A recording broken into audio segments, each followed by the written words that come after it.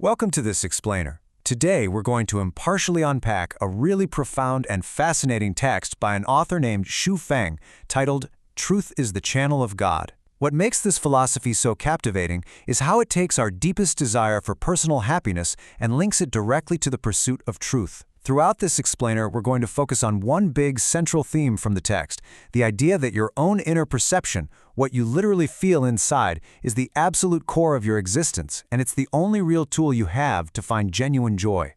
Let's just jump right in with a quote that completely sets the stage for this.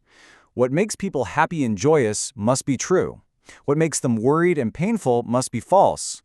Think about that for a second. It completely flips the script on how we usually think about reality. Instead of truth being some cold, objective fact out there in the world, Xu Feng is suggesting that your internal, emotional response is actually the ultimate lie detector for what is real. So I want you to ask yourself a simple question right now. Are you living in truth or in falsehood? Because according to this text, the answer is black and white. If your life is filled with happiness, joy, and delight, you're living in the truth. But if you're dealing with anxiety, sorrow, or fear, well, the text argues you're actually living in falsehood. It basically treats your pain like a warning light on your dashboard, telling you that you've disconnected from the truth. To understand how to achieve real happiness here, let's look at what we can call the equation of happiness. The author maps out the world in this really stark, fascinating way. Moving towards truth means moving towards God, which directly results in happiness and joy. It's a package deal. On the flip side, running from the truth aligns you with Satan, which brings pain, trouble, and fear. So this isn't just presented as some abstract religious concept, it's framed as an absolute law of cause and effect for your emotional well-being.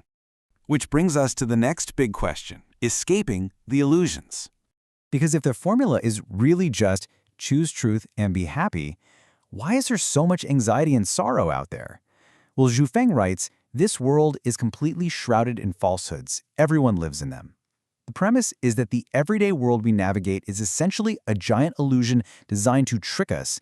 So if almost everyone is hurting, it's because almost everyone is totally immersed in these lies without even realizing it. And here's where it gets wild. Because the very places we usually go looking for the truth, the author says those are traps. The text explicitly lists things like scriptures, masters' preachings, conceptual logic, TV networks, and get this, even the words and deeds of our own parents and teachers. Xu Feng argues that these external truths are actually high-level falsehoods. If you buy into them, the text warns, you're getting fooled and pulled further away from actual happiness. So then, what is the taste of truth? If we literally cannot trust logic, the media, or even our parents, what do? Look at this line. Only your own inner feelings will teach you the truth. This right here is the absolute heart of the text. Truth isn't something you can learn from the outside. It's exclusively accessed through your own authentic inner perception. Your internal compass is literally the only valid tool you have for navigating the world. I absolutely love this sensory metaphor because it makes a highly abstract spiritual concept so relatable. Think about durian or stinky tofu. No matter how much someone tries to explain those intense, unique flavors to you, no matter how many books you read, you just don't know what they taste like until you try them firsthand. The text argues that truth operates exactly the same way. You have to literally taste it through your own internal feelings.